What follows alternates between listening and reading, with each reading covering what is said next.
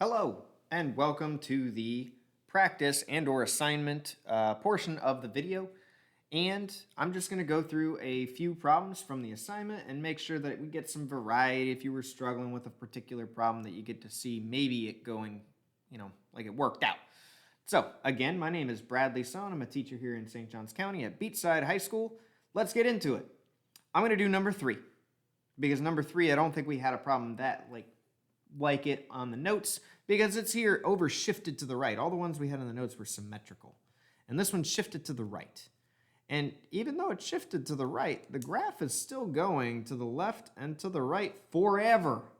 So that means that the domain is still all real numbers. Oh, that was a bad looking real. Oh, I can do better. All real numbers. What about the range? Well, the range is not all real numbers. And you may think the range has something to do, like it's moved over by like 4 or 5, that it has to do with that. But that actually doesn't matter because the range is how far up or how far down is it going. Well, it goes up forever on both sides, left and right. But it stops going down before and then turns going back up right here at this point. And that means that all the values are above that number. And that number for y is 0. Like, this is easily to see that that is 0 in the y department. So it would be y is greater than or equal to 0. If you wanted to do proper set notation, it would be y such that y is greater than or equal to 0.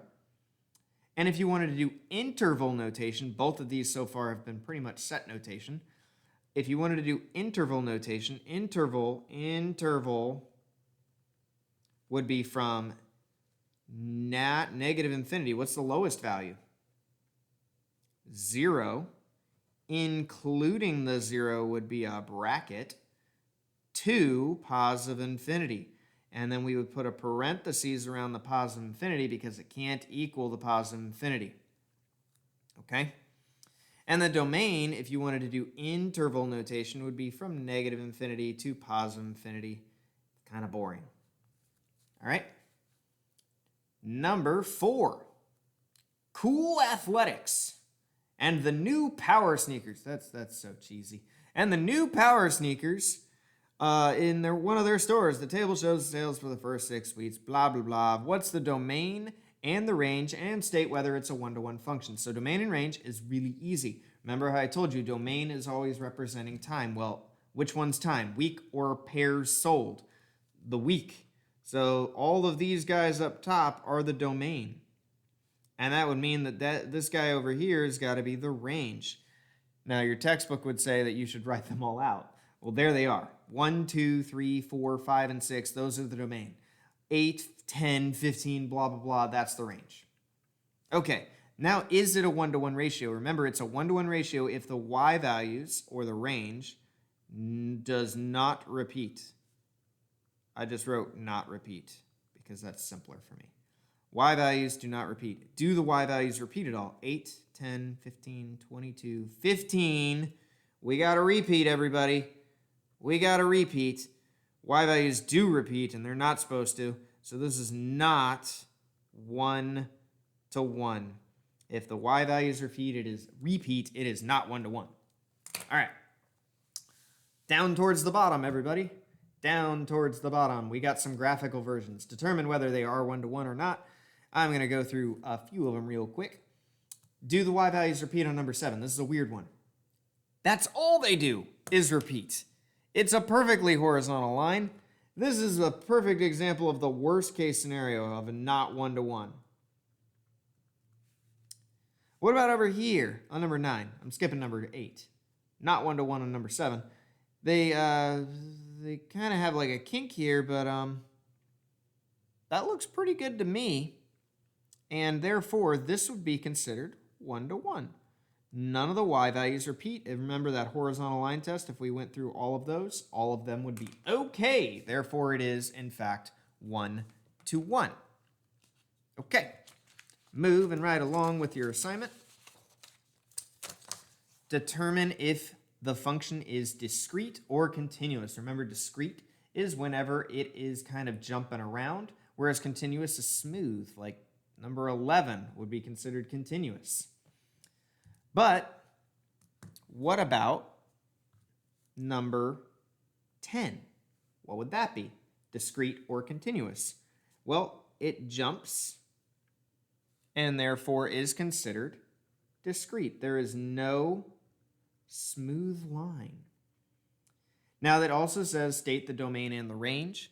Well, the domain is a funky one. That's why I picked this one. Look at all the domains. That's the x values. It's 2, 2, and 2. Do you need to write 2 3 times? No. You can just write 2 one time. What about the range, though? Well, the range is these 3 guys right here. And if it's just 3 numbers, like it is with these discrete functions, well, it might be more than 3 numbers, you can just list them out because you can't just say y is greater than -3 or y is less than 4. It's not every value in between it. It's literally only the -3, the -1, and the 4. And if you can try and do these fancy little brackety things. I don't even know what they're called, but I'm bad at drawing them. I know that. Okay? What about 12? 12 is a straight up vertical down, up and down line. That's funky. The domain, well, first off, it is definitely continuous, right? It's going up and down forever. The domain is only -2. So you can write just -2. You could also write x is equal to -2, which is quite in fact that line. All the x values are -2. That is the line that is graphed. The range is all real numbers. It's going up and down forever, so you can either write all real numbers or you can write the interval notation from -infinity to +infinity. Okay? And way down here at the bottom, write the domain and the range in set builder notation and in interval notation. I'm skipping these. I don't imagine you're going to get those too much assigned here either. 16, 17, and 18. We're going to let's pick 18 because that's a really funky one. Okay? So, on 18, we have let's do interval notation first. I want to do interval notation first on this one. Now, interval notation, remember, is the ones that have the parentheses and the brackets, starting with the domain and then moving to the range, although the range is easier this time, so I'm going to start with the range. It's going down and up forever. Therefore, the range is from -infinity to +infinity. Then, the domain.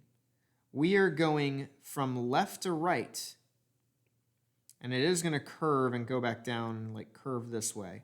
So that's an important feature. From left to right, this is as far left as we go, and this is as far right as we go. So we are wedged in between those two values. So that would be from, what is that value? X value, from -2 to +2. And the question that you have to ask is, does it equal -2? And the answer is yeah, most likely. Like it looks like it popped and bounced off of the -2 and the +2. So because it can equal it, it's bracketed and bracketed. All right. What about set builder notation?